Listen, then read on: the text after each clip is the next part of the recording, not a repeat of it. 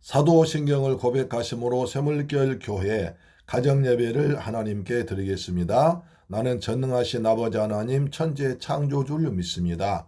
나는 그의 유일하신 아들 우리 주 예수 그리스도를 믿습니다. 그는 성령으로 잉태되어 동정녀 마리아에게서 나시고 본디오 빌라도에게 고난받아 십자가에 못 박혀 죽으시고 장사된 지 사흘 만에 죽은 자 가운데서 다시 살아나셨으며 하늘에 오르시어 전능하신 아버지 하나님 우편에 앉아 계시다가 거기로부터 살아있는 자와 죽은 자를 심판하러 오십니다. 나는 성령을 믿으며 거룩한 공교회와 성도의 교제와 죄를 용서받는 것과 몸의 부활과 영생을 믿습니다. 아멘. 찬송가 85장 9절을 생각만 해도 이렇게 좋거든. 주 얼굴 배울 때야 얼마나 좋으랴. 아멘. 구주를 생각만 해도 이렇게 좋거든. 주 얼굴 배울 때에야 얼마나 좋으랴. 만민의 구주 예수의 귀하신 이름은 천지에 있는 이름 중 비할 데 없도다. 참 회개하는 자에게 소망이 되시고 구하고 찾는 자에게 기쁨이 되신다. 예수의 넓은 사랑을 어찌 다 말하랴. 주 사랑 받은 사람만 그 사랑 알도다. 아멘. 구주를 생각만 해도 이렇게 좋은데 주님 얼굴 배울 때는 얼마나 좋을까요? 할렐루야. 아멘. 구주 예수여 내 기쁨 되시고 이제로부터 영원히 영광이 되소서.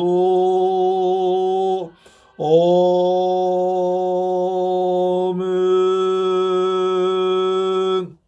할렐루야. 하나님 말씀 보겠습니다. 사무엘상 9장 1절로 4절 말씀 보겠습니다. 사무엘상 9장 1절로 4절 말씀이 있는데요. 구약성경 419페이지에 기록되어 있습니다. 구약성경 419페이지에 기록되어 있는 사무엘상 9장 1절로 4절 말씀을 같이 봉독합니다. 시작. 베냐민 지파에 기스라 이름하는 유력한 사람이 있으니 그는 아비엘의 아들이요 스롤의 손자요 베고라스의 증손이요 아비야의 현손이며 베냐민 사람이더라. 기스에게 아들이 있으니 그의 이름은 사울이요 준수한 소년이라. 이스라엘 자손 중에 그보다 더 준수한 자가 없고 키는 모든 백성보다 어깨 위만큼 더 컸더라. 사울의 아버지 기스가 암나귀를 잃고 그의 아들 사울에게 이르되 너는 일어나 한 사환을 데리고 가서 암나귀를 찾으라 하매 그가 에브라임 산지와 살리사 땅으로 두루 다녀보았으나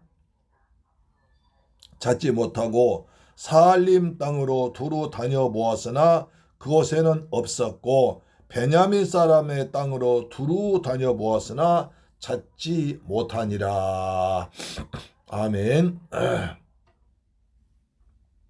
할렐루야. 사랑하는 새물교회 가족 여러분, 그리고 우리의 방송 청취자 여러분, 오늘도 주님의 은혜 안에서 평안하게 잘 지내셨죠?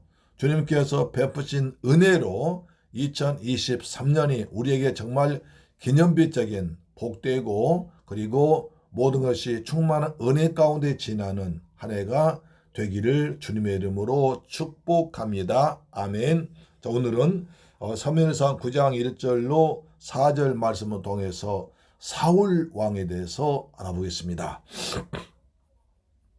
우리가 지난 시간 계속 본 바와 같이 이스라엘 백성들은 사무엘 선지자가 나이가 늙고 두 아들이 이제 그렇게 사무엘처럼 똑똑하지 못하고 사무엘처럼 사사 일을 잘하지 못하니까 우리도 이웃 아들처럼 왕을 세워달라고 때를 썼습니다.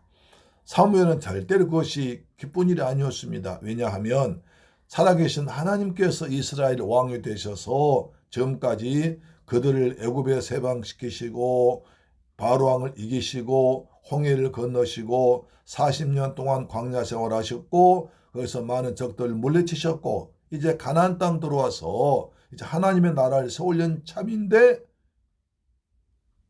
백성들이 요구하는 겁니다. 우리도 다른 나라처럼 이웃처럼 왕을 세워주세요. 그래서 적이 쳐들어오면 왕이 나가서 적과 싸워 물리치고 그렇게 달란 겁니다. 사무엘이 그 말을 좋게 여기지 않아서 하나님께 기도했더니 하나님께서 백성들이 요구하는 것은 너를 버림이 아니라 나를 버린 것이다. 그러나 그들이 그렇게 요구하면 왕을 세워라. 이렇게 왕의 제도를 세웠습니다. 그래서 사무엘 선지자는 백성들에게 경고합니다. 만약에 왕을 세우면 너희 아들들은 그의 종될 것이요. 너희 딸들은 그의 또 종될 것이요. 그 다음에 또 너희의 곡식을 다 빼앗길 것이요. 너희는 결국 왕의 종되어서 너희한테 별 이익이 없다. 그래도 그들은 끝까지 고집을 부렸습니다. 우리에게 왕을 세워달라는 것이었습니다. 그래서 사무엘 선지자는 이제 그러면 8장 22절 보니 그러면 너희는 각기 성부로 돌아가서 기다리라 하고 있습니다. 그때 이제 그렇게 해서 이제 이스라엘의 초대 왕 사울이 세워지는 장면으로 넘어갑니다. 역사가 발전하는 거죠. 근데 하필이면 베냐민 지파의 기스라는 사람이 기스의 아들 사람의 사울이 왕으로 선택됩니다. 그런 이제 과정을 말해주는 거죠. 여기서 베냐민 지파가 나옵니다. 베냐민 누굽니까? 야곱의 맨 마지막 막내 아들이죠. 그렇죠? 요셉 그 다음에 베냐민. 야곱이 사랑했던 그 라헬이 낳은 맨 막내 아들 12번째 아닙니까? 그 베냐민 지파는 가장 세력이 약했습니다. 막내였고 또 세력이 약했습니다. 그래서 땅도 아주 작았습니다. 우리가 지난 사사기 때 보면 사사기 타락한 시대에 이 베냐민 지파 사람 때문에 이스라엘 민족이 큰 내전, 다시 말해 자기 민족끼리 싸우는 과정을 겪습니다. 베냐민 지파 사람들 아주 그 베냐민 첩사건 때문에 굉장히 나쁜 일 때문에 이스라엘의 12지파 중에 11지파가 힘을 합쳐서 베냐민 지파를 다 죽여버립니다. 그러다가는 한 지파가 없어져 생겼으니까 하나님께서 조치 내리십니다. 그래서 이스라엘 베냐민 지파 가운데 600명가량 살려둡니다. 그런데 이 사울의 아버지는 그때 600명가량 남은 사람 중에 한 사람이었을 것입니다. 그래서 베냐민 지파 600명 남아서 그 중에 한 사람 되지요. 자, 왜 그러면 베냐민 지파가 됐는가? 베냐민 지파 여러분, 이스라엘 12지파 그 분할도를 보면 유다 지파와 그 다음에 에브라임 지파 사이에 있습니다. 무슨 말이냐면 남쪽에 유다 지파가 있습니다. 유다 지파, 그다음 유다 지파가 있고요. 그 다음에 이제 북쪽인 이스라엘은 열지파입니다. 열지파, 열지파가 똘똘 뭉쳐 있는데 그중에 에브라임 지파가 가장 큰 지파에서 그들의 우두머리였습니다. 남쪽은 다행히 유다 지파 하나밖에 없죠. 그래서 그 중간에 끼어있는 게 베냐민 지파입니다. 베냐민 지파 숫자 제일 적습니다. 그렇기 때문에 가령 유다 지파가 사울 초대 왕이 된다면 북쪽 제10지파가 협력하지 않을 것이요. 반대로 에브라임 지파에서 지도자가 나온다면 유다 지파 협조 안 하면 남북으로 지금 서로 나눠져 버립니다. 그렇기 때문에 그 중간 지파에 있는 베냐민, 또 숫자도 작은 베냐민 지파에서 왕이 나오면 양쪽을 잘 아우를 수 있기 때문에 하나님께서는 중간지대, 좌로도 지우치 않고 우로 지우치 않고 베냐민 지파에서 왕을 세운 것입니다. 할렐루야 하셨죠? 자, 그렇게 해서 이제 베냐민 지파는 큰 지파들 사이에 두고 있기 때문에 강력한 유다 지파, 에브라임 지파의 갈등과 주도권 싸움을 방지할 수 있는 최선의 선택이었던 것입니다.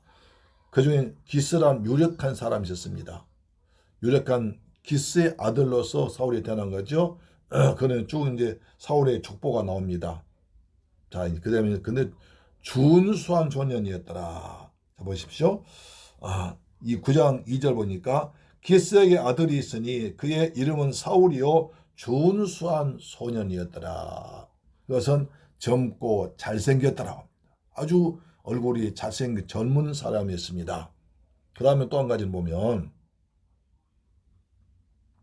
키는 모든 백성보다 어깨 이만큼 더 컸더라. 그 당시에는 굉장히 키 큰 것이 아주 큰 지도자의 조건이었습니다. 골리앗도 키가 컸잖아요. 이처럼 사울도 보통 사람보다 준수한 용모도 준수했습니다. 이스라엘 자손 중에 그보다 더 준수한 자가 없고 키는 모든 백성보다 어깨 이만큼 더 컸더라. 굉장히 키가 컸던 모양이죠. 그렇게 사울은 그렇게 용사 중 용사였습니다.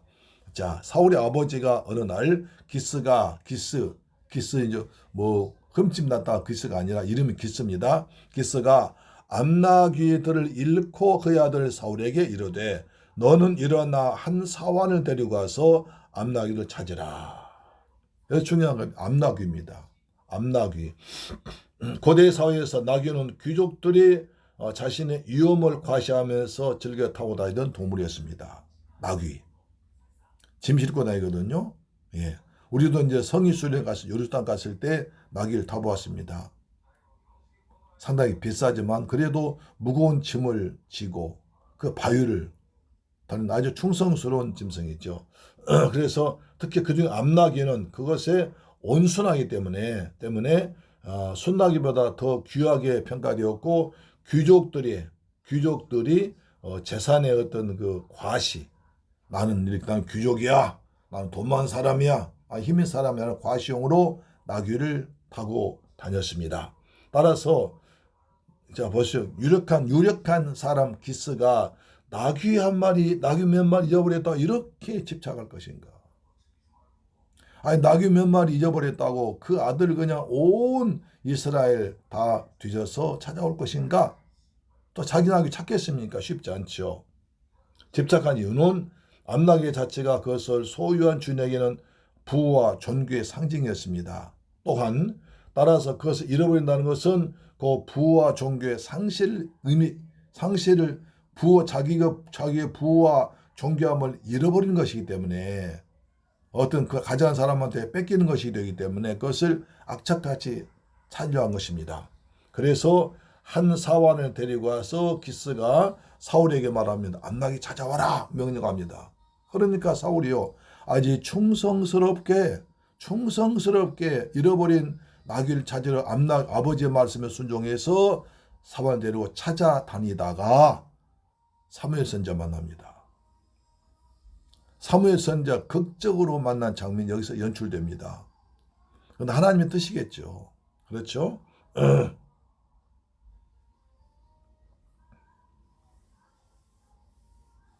따라서 하나님께서 이스라엘 그 과정이 이스라엘을 이끌어나 지도자를 찾는 하나의 과정이라 볼 수도 있습니다.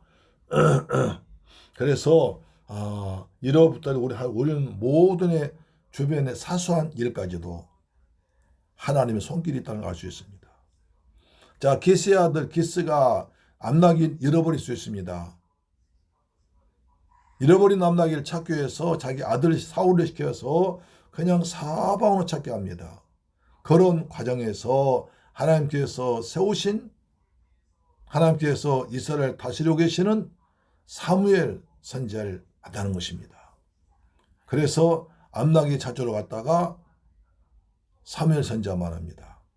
나중에 다윗도 자기 아버지의 말씀에 순종해서 형들 안부를 알아보고 와라. 그런 명령 찾아갔다가 명령 순종해 갔다가 이제 골리앗 죽입니다. 또 요셉도요. 요셉도 아버지가 형들이 자린 안부를 알아보고 와라. 형들이 지금 양털 깎으러 간 어디 알아봐라. 형 찾으러 갔다가 애굽의 노예에 팔리고 금총이 됩니다. 따라서 우리의 하루하루 순간순간 일마다 때마다 그 속에서 하나님의 손길 느껴야 됩니다.